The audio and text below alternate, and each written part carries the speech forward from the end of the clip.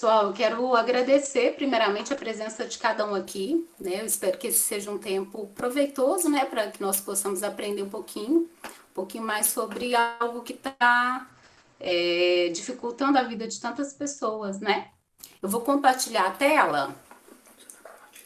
Vocês estão vendo? Vocês já estão visualizando a tela compartilhada? Sim, estou Beleza. visitando. Vou falar de ansiedade. E quando a gente fala de ansiedade, né, quem é ansioso sabe que só de falar do assunto a ansiedade já começa a subir, só de pensar sobre a ansiedade, né? Então eu vou tentar trazer o assunto de uma forma mais leve, mais tranquila, embora a gente saiba que não é um assunto tão leve, tranquilo assim, né? O Brasil, ele é o país mais ansioso do mundo, mais ansioso do mundo. E ele é o quinto país mais depressivo do mundo. Então, se a gente for pensar, né, isso é segundo a OMS. Se a gente for pensar, o Brasil é o país do carnaval, é o país conhecido como país da alegria, mas é o país mais ansioso do mundo, né? 9,3% da população sofre de ansiedade. Né? Então, assim, o que é ansiedade, afinal de contas, né? Tantas pessoas falam e às vezes até de forma pejorativa, sem entender, né? Eu sou ansioso, estou ansioso. O que é ansiedade? A ansiedade é uma resposta frente a uma ameaça. Ela é uma reação natural do corpo, né? Então, se a gente for pensar medo e ansiedade, eles andam juntos é como se fosse uma face, duas faces de uma mesma moeda. A gente não separa a ansiedade do medo, eles andam juntos. E a ansiedade, ela é um protetor do ser humano. Ela faz com que ele seja impulsionado para que ele faça coisas, para que ele se mova. É um estado emocional caracterizado por sentimentos de tensão, preocupação, pensamentos de conflito. Ela é um sinal de alerta, mas ao mesmo tempo ela é útil para a preservação da vida. Né? Se não fosse a ansiedade e o estresse, nós não teríamos medo, nós nos arriscaríamos demais, enfrentaríamos coisas que não deveríamos. Então a ansiedade ela é um protetor. É possível que ela não seja quando ela não está em nível normal. Ela protege a nossa vida e ela é saudável nos níveis normais, né? Então, o que é prejudicial? Já que a ansiedade ela preserva a nossa vida, né? Prejudicial é a ansiedade patológica. Qual que é a diferença de uma ansiedade normal e uma ansiedade patológica, né? É a intensidade, a frequência e a duração. Então, são os três fatores que a gente verifica para ver se a ansiedade está normal ou não. Qual a intensidade dessa ansiedade? Qual que é a frequência com a qual eu fico ansioso? E qual que é a duração dessa ansiedade na minha vida? Né? Por exemplo, você vai fazer uma festa, naturalmente você vai ficar ansioso. Você vai fazer uma festa de aniversário, você vai fazer compras, você vai pensar nos convidados, pensar no que você vai servir e vai gerar ali uma ansiedade que vai te impulsionar para aquilo, né? Só que aí a gente vai verificar com que intensidade eu fico, com que frequência eu fico, qual a duração dessa ansiedade.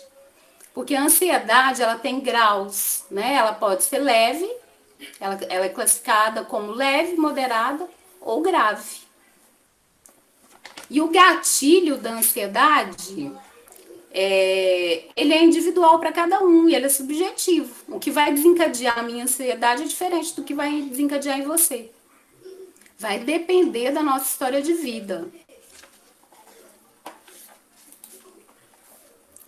Então, a pergunta frequente, né, que eu escuto na clínica, né, é sobre as causas. O que causa ansiedade, então? Né? Então, a gente vê três fatores. Os fatores biológicos, a história de vida da pessoa e os fatores ambientais.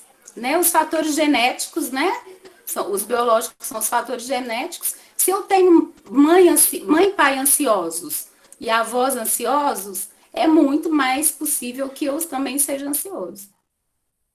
Então, tem essa predisposição genética, né? E essas pessoas que têm essa predisposição são pessoas mais sensíveis e sentem mais a ameaça do meio. Então, o que para uma outra pessoa que não é tão predisposta à ansiedade é normal, para o ansioso não é. Né? Isso é ruim? Não, ao contrário, é protetor. Né? São pessoas mais prudentes, mais prevenidas, desde que não ultrapasse e vá para o patológico. Outra questão que é biológica são as alterações, né, em alguns circuitos do cérebro, alterações químicas. Tem pessoas que têm essas partes, esses circuitos químicos no nível mais baixo, organicamente falando, né? E níveis diminuídos de serotonina, a noradrenalina e a dopamina, que são os hormônios que regulam aí os nossos níveis de ansiedade. Então, se eu tenho um nível mais baixo, eu acabo ficando mais ansioso. Aí que a medicação entra. Algumas pessoas precisam tomar medicação por causa desse nível diminuído. Com relação à história de vida, né? O que acontece? Muitos aprendizados que a gente tem na infância, dificuldade de relacionamento, coisas que nós aprendemos, coisas que nós vivenciamos, vão influenciar também, né? Então, por isso que as causas são multifatoriais. Eu junto fator lógico com história de vida, com fator ambiental, para que eu misturo tudo, aumento da ansiedade. Né? Se eu tive, né, no caso da história de vida, regras muito rígidas ou pouco estabelecidas por meus pais, isso acaba gerando uma ansiedade na criança. Punições exageradas, bullying, modelos familiares de crença ou então de medo, alta expectativa de performance por parte dos pais ou por parte da própria pessoa, é um fator ambiental da história de vida, né, que pode desencadear em algum momento da vida a ansiedade.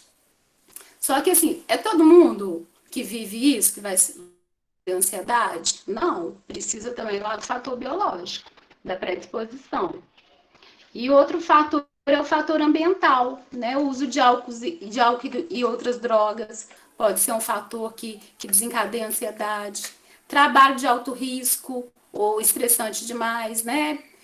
Setor bancário, os coveiros, os próprios professores passam por situações que tornam também o ambiente de trabalho pouco saudável, né? Trabalhos degradantes, morar em área de risco também é um fator ou de grande violência, dificuldades financeiras, sobrecarga de trabalho ou pouco descanso. Então, se a gente pegar esses 3 fatores, se você você tem a predisposição, você viveu uma história de vida que não ajudou você no sentido de aprender a lidar com essa ansiedade, pelo contrário, aumentou. E aí vem os fatores ambientais que geram e podem ser o gatilho para isso. Isso pode fazer com que a sua ansiedade aumente em algum momento da vida.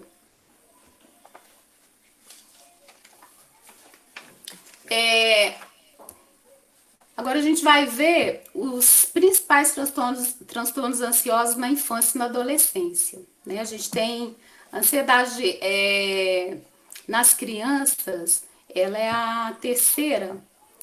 Ela só pede para o TDAH e para o transtorno de conduta. É a terceira causa de ansiedade nas crianças. As crianças, nesse momento da pandemia, também estão tendo um aumento muito grande da ansiedade, né? Em função do que elas estão vivendo, não poder ir para a escola. Isso, se tem a predisposição, isso aumenta muito a ansiedade da criança, né? A criança que é mais ansiosa, ela já apresenta o traço desde cedo. Você já vai perceber aquela criança um pouco mais ansiosa, tem mais dificuldade de separar dos pais. Precocemente, essa criança sendo tratada, ela dificilmente vai chegar no transtorno. Ela vai aprender a lidar com essa ansiedade na infância, se ela for uma criança que tem esse traço, né? Mas ela pode não evoluir para o transtorno.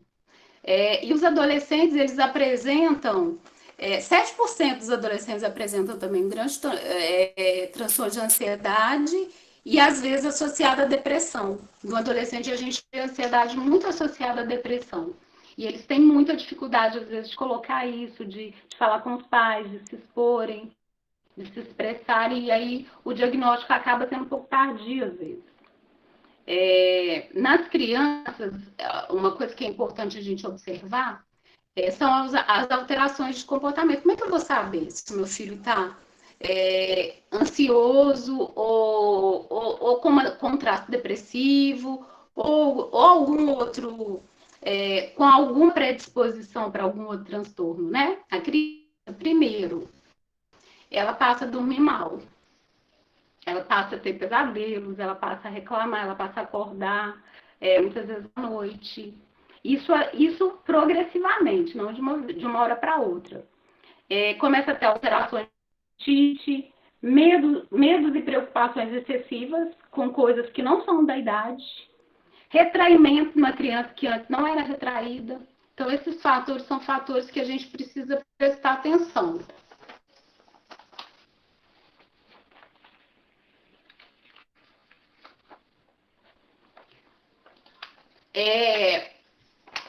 Falar um pouquinho dos principais transtornos de ansiedade que aparecem nas crianças, que são o transtorno de ansiedade de separação, o transtorno obsessivo compulsivo, que é o TOC, o mutismo seletivo, os transtornos de ansiedade induzido por álcool ou outras drogas, que acontece muito na adolescência, né?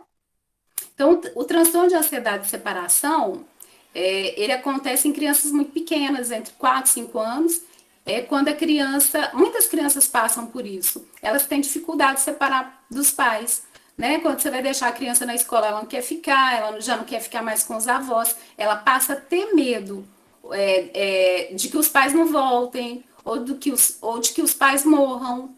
E é um transtorno fácil de lidar, com o tempo a criança às vezes supera. Mas se a gente não tratar, a criança pode evoluir para um transtorno aí. O toque, ele tem aumentado muito agora nesse período de pandemia, né? Em função do vírus, do medo do vírus. A criança que está mais predisposta a ser ansiosa, ela começa a lavar a mão muito frequentemente, ela começa a ter pensamentos de morte, que os pais podem morrer. Inclusive, as crianças têm passado por muitas perdas, né, nas famílias. E isso aumenta muito o medo das crianças. Então, as crianças que estão mais predispostas e têm esse traço ansioso mais presente, elas podem desenvolver toque também, em função do que a gente está vivendo. Né? Então, o que é o toque? O toque é um pensamento obsessivo e compulsivo que leva a criança ou o adulto a querer fazer algo para se livrar daquele pensamento. Então, a gente percebendo e descobrindo esses traços e essa predisposição muito no início, fica muito mais fácil tratar a criança. O mutismo seletivo é aquela criança que ela tem uma ansiedade muito grande com pessoas estranhas. Ela não consegue se comunicar com estranhos, né? Lá no CAPS a gente atende, né, uma menininha que ela tem 9 anos, ela não fala na escola, nada, ela não fala. Ninguém nunca ouviu a voz dela, ela não consegue. Então, é um caso, né, de mutismo seletivo mais grave, e aí com o tratamento a criança começa a ter essa segurança para falar. Então, se a criança, mas a criança, no caso do mutismo seletivo, a criança fala com as pessoas com as quais ela se sente segura. Ela fala com a família, ela só não fala com estranhos. Eu estou falando um pouquinho, né, de cada transtorno que aparece mais na criança, porque pode ter algum conhecido, algum parente, ou às vezes uma criança na nossa própria família que está passando por essas situações difíceis e às vezes a gente não entende que é um transtorno de ansiedade, né? E que é super tratável. E é muito mais fácil tratar quando a criança fala precocemente.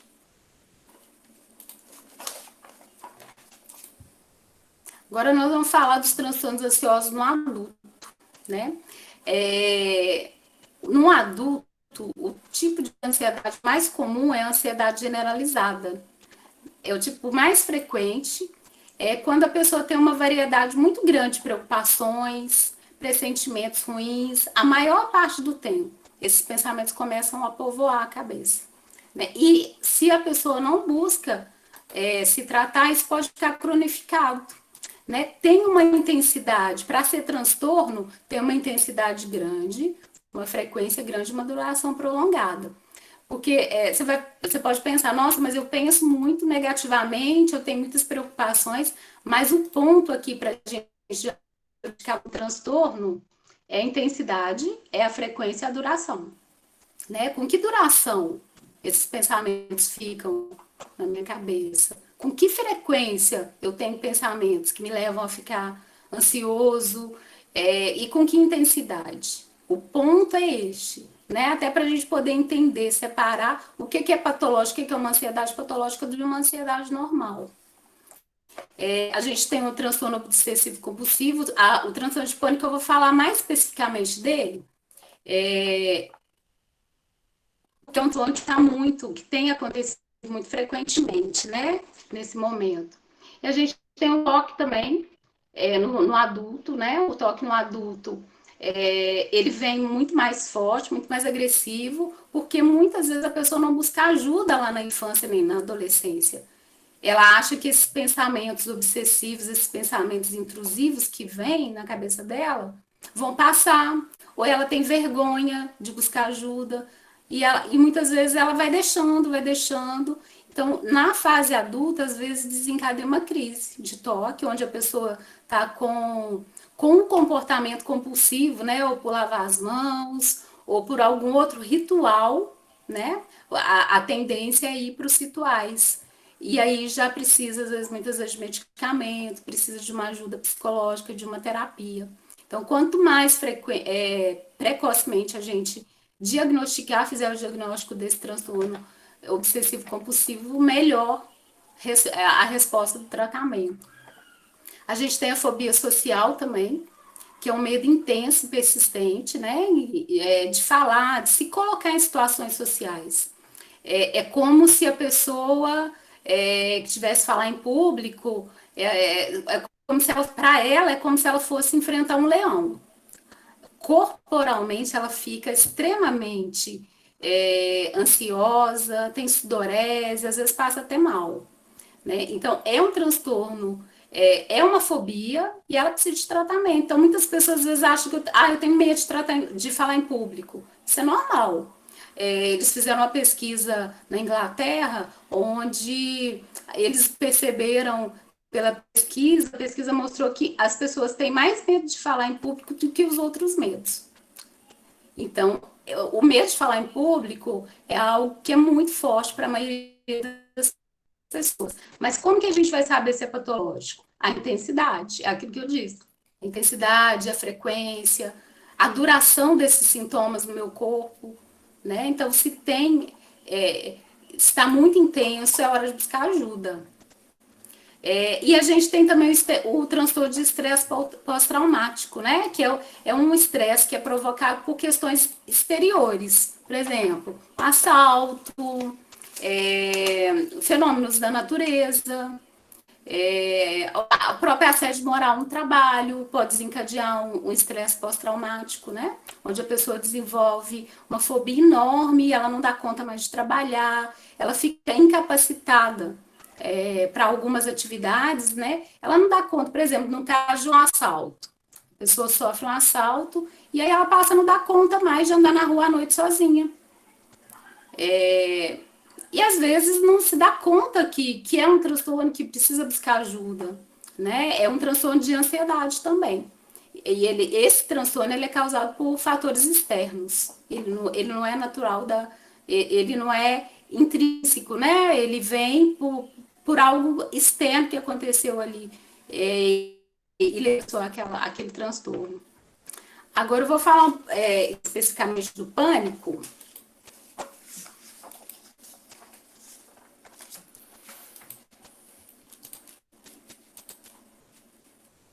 No pânico, a pessoa sente que vai morrer.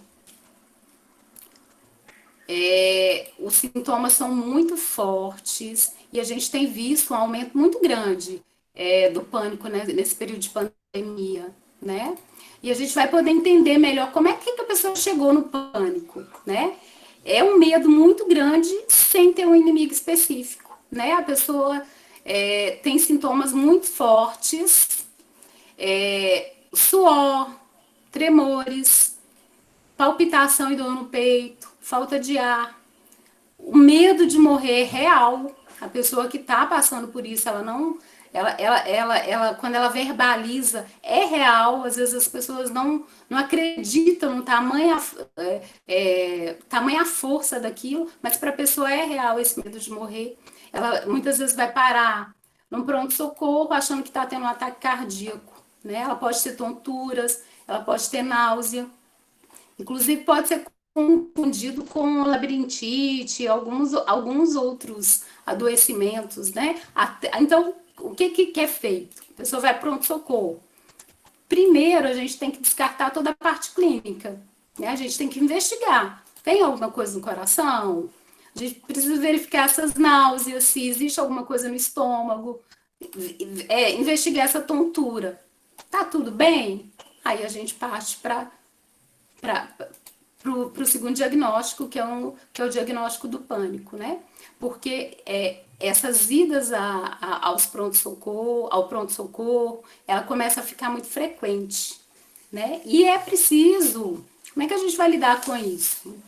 É preciso aprender a racionalizar para desarmar o funcionamento, né? Então, quando a pessoa tem o primeiro ataque de pânico, é algo tão intenso e forte que causa um desespero na pessoa. E ela não sabe lidar, né? Então, com o tempo, com a terapia, às vezes é necessário medicação. No pânico, a maior parte das vezes é necessário medicação. A pessoa vai aprender a desarmar esse funcionamento, entender como é que isso funciona, né? A medicação e a terapia, ela diminui muito as crises. Ela vai ajudar muito, né? Na diminuição e no entendimento dessas crises. Mas as medidas comportamentais que mais ajudam a diminuir a intensidade são as comportamentais. É o autoconhecimento e a gente poder entender, né? Como é que eu funciono? Como é que isso funciona no meu corpo, né? Então, a primeira coisa, né? Eu quero trazer algo mais prático, né? Para quem já passou, para quem está passando por isso, ou para quem conhece alguém que está passando, porque hoje em dia tá muito mais frequente, né? Eu acho que alguém pode ter um familiar ou pode estar passando por isso, né? Então, o que a gente faz numa síndrome ou numa crise? Primeira coisa é aceitar, é não lutar contra a doença. Aceitar, realmente estou doente, estou passando por uma situação difícil e não lutar contra, né? A aceitação disso. Porque muitas vezes a pessoa fica com tanto medo do que está acontecendo com ela que ela não aceita. Deixar também acontecer no corpo que tiver que acontecer. Entender. No pânico, a crise, ela vai aumentando, ela vai chegar no lugar, no pico, ela não passa do pico. E ela volta. Então, quando o paciente começa a entender isso, ele começa a aceitar melhor. Porque o medo da pessoa que está com pânico é aquilo aumentar e aumentar cada vez mais. Mas entender que existe um pico e que não vai passar dali, que vai voltar, é primordial. E manter o que está fazendo, né? Perceber que o corpo está mudando, porque o pânico ele vem de uma hora para outra. Ele pega a pessoa, mas tentar manter a respiração, soltar lentamente o ar dos pulmões e manter o que está fazendo.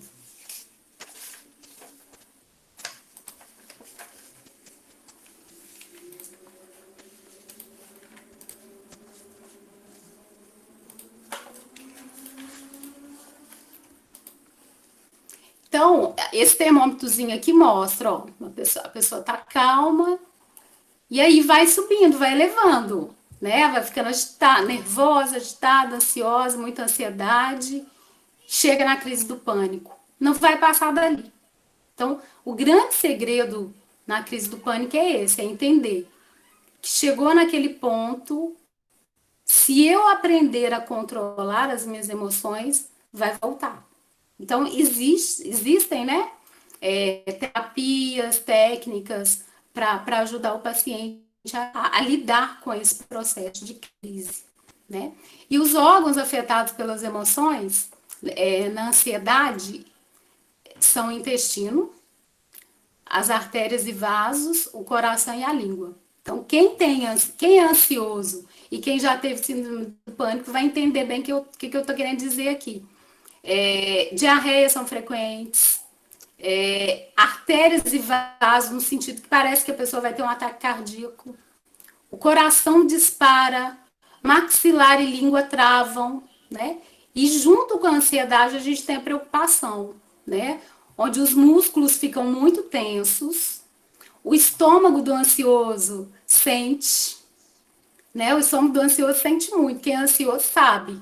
Você começou a perceber uma gastrite, uma dor de estômago, para se observar. O que está acontecendo? O que está me deixando ansioso? O que está me preocupando?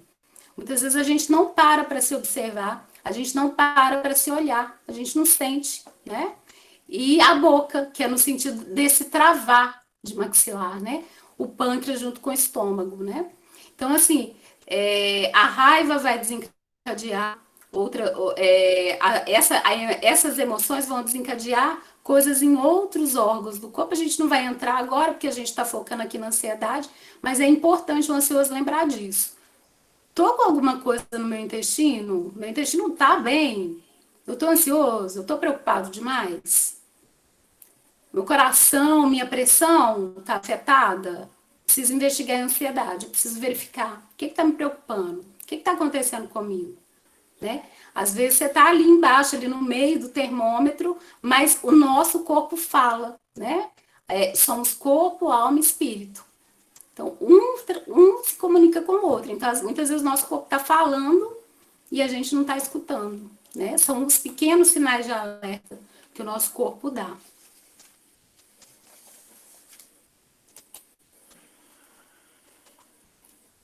E a gente percebe que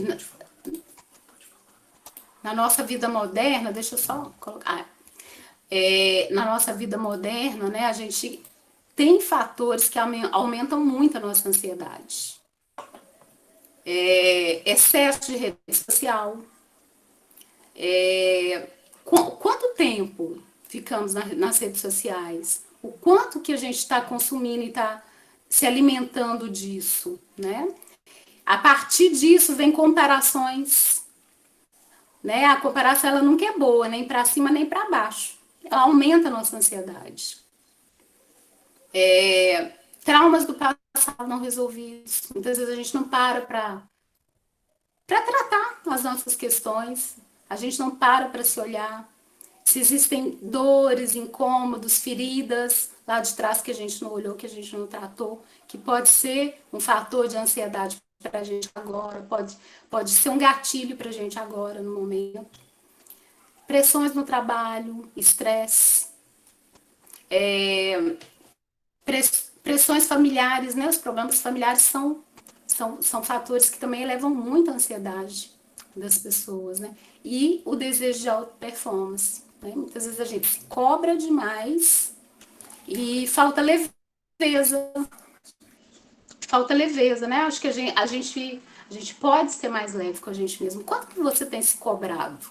Quanto de peso que você coloca nas suas costas? Né? E é muito sutil, essas coisas são muito sutis. Elas vão pouco a pouco se colocando como se fosse uma mochila de pedra nas nossas costas. Essa autocobrança, né? Pode vir a cobrança pode vir do outro, pode vir de nós mesmos. Né? O quanto que a gente está se cobrando, né? Nesse mundo de exigências, de pressões, de ter que dar certo, de ter que fazer tudo, de ter que dar conta de tudo. Será por que o Brasil hoje é o país mais ansioso do mundo? Acho que a gente precisa pensar nisso, né? E nós cristãos estamos isentos disso, né? A gente é bombardeado também por essas questões da vida moderna. São muitas coisas dos bombardeando o tempo todo. Então, acho que essa reflexão é importante. Né? Por outro lado, né, a ciência mostra que tem alguns fatores que eles são protetores. Eles funcionam como protetores do nosso corpo, da nossa alma e do nosso espírito. Né? Então, o que a gente tem como fator protetor? A ciência mostra que contato com a natureza é essencial. A gente se conectar com a natureza. A criança, principalmente, a criança poder correr, colocar o pé no chão, ter contato, extravasar. Né? O quanto que a gente se distanciou, né, da natureza hoje. Atividade física, cientificamente comprovado, eu vou falar mais especificamente disso.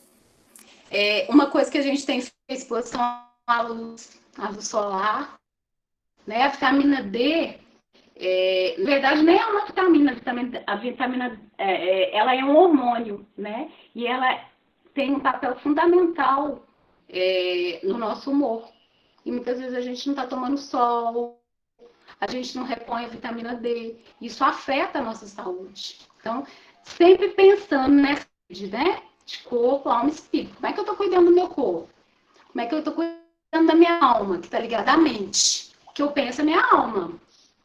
E como é que eu estou cuidando do meu espírito? Né? Como é que eu estou cuidando de mim? A diminuição de uso de redes sociais é importante. Eu acho que a gente precisa pensar o quanto que a gente fica, o quanto que a gente está colocando disso na nossa vida, melhorar a nossa ação, diminuir os fatores estressores. E para isso eu preciso pensar.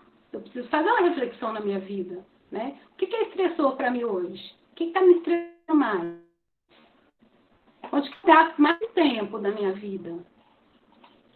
Para fazer essas mudanças de hábito. Né? As mudanças de hábito, elas são fatores protetores, porque quando eu percebo que alguma coisa não está legal na minha vida, está desequilibrando, sempre que entra desequilíbrio no corpo, na alma, no espírito, vai causar confusão. Alguma coisa vai acontecer ali. Então, alguns hábitos, às vezes, eu preciso deixar. E para isso eu preciso parar, eu preciso me olhar, eu preciso olhar para minha família, eu preciso refletir. Meditação também é um fator protetor. Os estudos mostram que para o ansioso a meditação ajuda muito. E oração é uma forma de meditação. Né? Quando você está orando, você está meditando. É uma das formas de meditação. Então, se a gente for pensar, né, olha a riqueza que a gente tem. Né?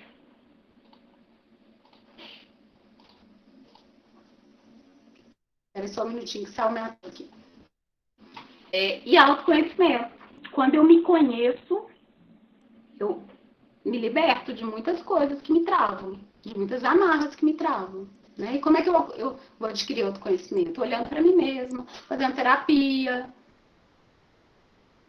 lendo, livros vão me levar para um outro nível. Né? Então, assim, é o equilíbrio, né, que vai trazer essa diminuição da ansiedade. Né? E a gente tem uma técnica muito conhecida hoje, né, que é o Mindfulness, que é estar presente aqui agora. Eu vou falar mais um pouquinho disso. Quanto que eu estou presente no que eu estou fazendo? O quanto que eu fico aqui agora? Ou quanto que eu estou pensando lá no futuro, né? O depressivo, ele fica muito preso no passado. O ansioso, ele fica muito preso no futuro. Onde que eu estou? No passado, no presente ou no futuro? Acho que é uma questão importante para a gente poder pensar também, para a gente poder se avaliar.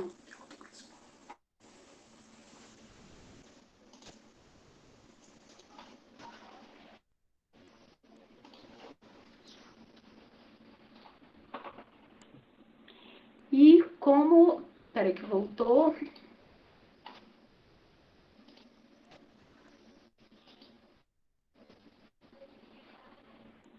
Como que eu vou lidar com a ansiedade? Seja ela em que nível ela tiver. Alta, moderada ou né? É uma coisa que a gente trabalha muito no consultório, né? Quando a pessoa chega com uma ansiedade, que nível tiver, são esses 3 pilares aqui. Isso é cientificamente comprovado. A gente precisa trabalhar respiração, aprender a controlar o pensamento e fazer atividade física. Isso eu falo muito, muito.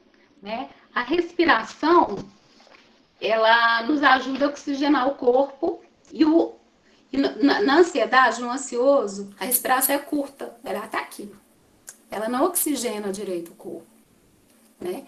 Então, mas principalmente quando você para respirar, você volta para o que é agora. Ela te ajuda, ela te traz de volta para o presente. Quer dizer, você está lá na frente, com preocupações, com ansiedades, com coisas que talvez nem venham a acontecer. Então, a respiração é muito importante nesse sentido, né? Então, mudar esse padrão respiratório. Se eu não estou respirando bem, se eu respiro muito rápido, não está legal. E aí tem algumas técnicas, né, que a gente ensina na terapia, às vezes quando o paciente está muito ansioso, tem várias técnicas de respiração, né, que para quem tem uma ansiedade mais leve ou moderada, tem a respiração do contar até 7. Você inspira contando até 7 e expira contando até 7. Aí você vai fazer isso até se treinar, depois vai ficar automático essa respiração mais profunda. Né? E no caso da síndrome do pânico, é aquela respiração de conchinha. Quando a pessoa está na crise, é muito mais difícil respirar. Né? Então, o que a gente vai fazer? A gente vai antecipar, a gente vai começar a perceber o padrão de pensamento que vem. O que eu estou pensando que me deixa, que acelera meu coração? Que padrões de pensamentos eu tenho que faz com que eu fique agitado, com que eu fique ansioso. Então, esse controle de pensamento ele é essencial, porque assim, cuide dos seus pensamentos. A Bíblia diz isso, né? Cuide dos seus pensamentos, pois deles depende toda a sua vida, né? Porque tudo começa num pensamento pequenininho. E os estudos psicológicos, a gente tem tido estudos nesse sentido que mostram isso, né?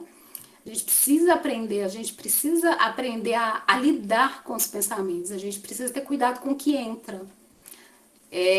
Tudo começa com um pensamentozinho pequenininho, que vai crescendo e vai puxando o outro, que vai formando conexões, vira uma bola de neve, né?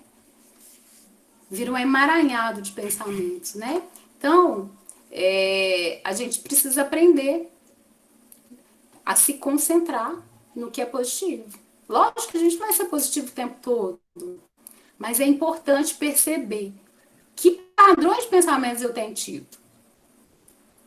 E aí muda o foco. Eu estou muito negativo, eu estou com pensamentos muito autodestrutivos ou que não são saudáveis. Qual que é o ponto? É mudar o foco, é ser rápido. Muda o foco, vai fazer alguma coisa que você gosta. Ser rápido para perceber isso. Quanto mais rápido a gente perceber, aí a gente começa a quebrar os padrões. A gente vai menos para os emaranhados quando a gente começa a quebrar os padrões antecipadamente. Isso é treino, né? Então, como que a gente treina? Tem técnicas da psicologia positiva, que é registro da gratidão, né? Tem alguns estudos que mostram que você tem um caderninho de gratidão e colocar ali coisas que aconteceram, coisas boas que aconteceram no seu dia, faz com que seu cérebro mude. Você pode mudar organicamente seu cérebro. Você pode mudar os hormônios que estão sendo produzidos no seu cérebro, né? De cortisol para serotonina.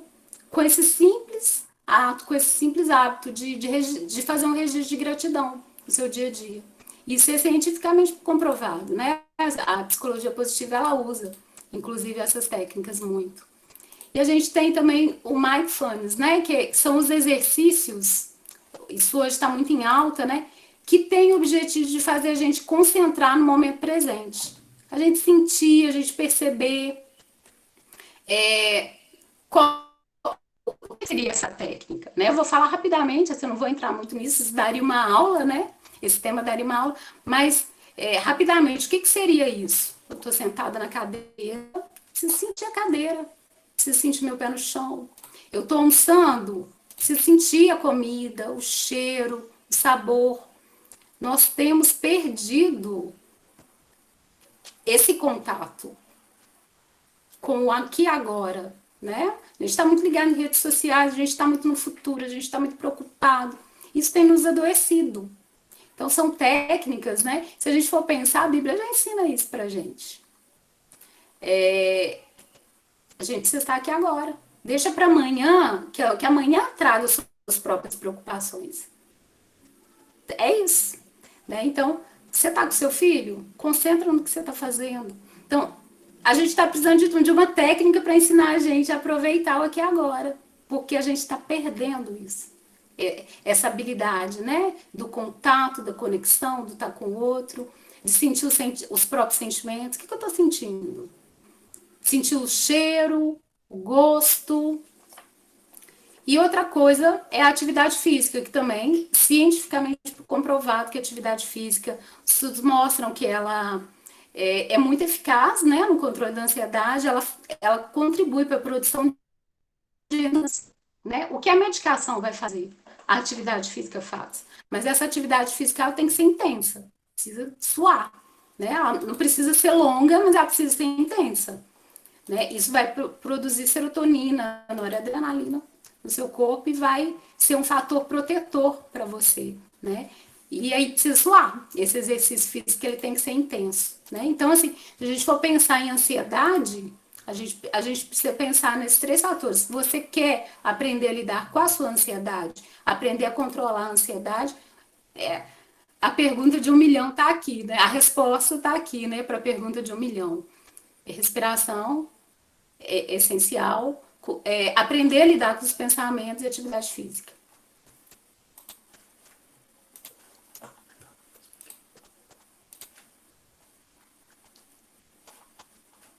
Espera aí só um minutinho que não está aparecendo a tela aqui para mim.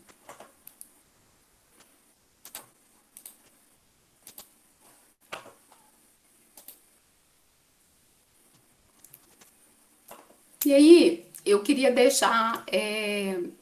eu lembrei, né, fazendo a aula, eu lembrei dessa oração que chama a oração da serenidade, né? Muita gente deve conhecer.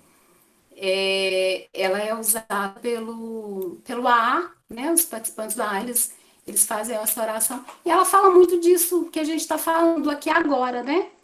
Diz assim: concedei-me, Senhor, serenidade necessária para aceitar as coisas que não posso mudar, coragem para modificar as que posso e sabedoria para distinguir uma das outras.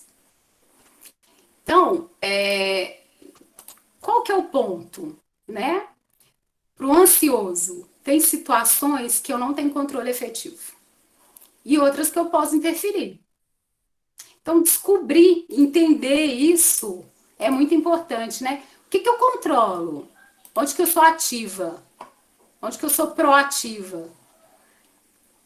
E onde que eu não controlo, que é o ciclo da preocupação, que vai me levar para um aumento de ansiedade e outros adoecimentos também. Então, queria propor para vocês fazer esse exercício, como se vocês tivessem duas caixinhas, né? Vamos colocar numa caixinha o que é preocupação, o que eu não controlo. E na outra caixinha, o que eu controlo? Exemplo. Vou dar exemplo de questões, né? Covid, corrupção, violência, preocupações com a saúde, filhos, problemas profissionais. Dentro disso tudo, o que eu controlo? E o que eu não controlo? Né? O que está na minha mão? Né? Corrupção está na minha mão? Eu me revolto, eu brigo. Está na minha mão? Não, eu posso interceder pelos meus superiores. Não posso fazer nada. Eu posso não ser corrupto, escolher não ser corrupto. Isso eu controlo.